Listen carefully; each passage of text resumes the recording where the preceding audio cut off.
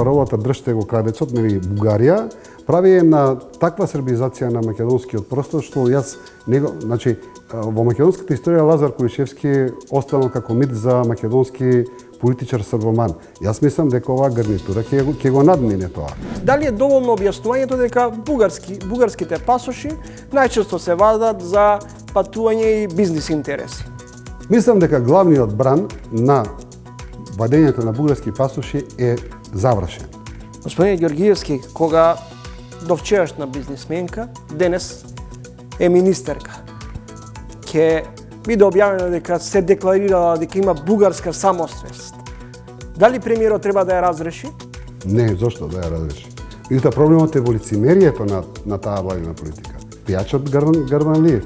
Човекот му беше, што беше на Евровизијата. На човекот му беше полесно да каже дека е геј, отколку дека има бугарски пасош. Дали и колку судскиот совет и советот на обвинители се главни генератори на ниската доверба во македонскиот правосуден систем?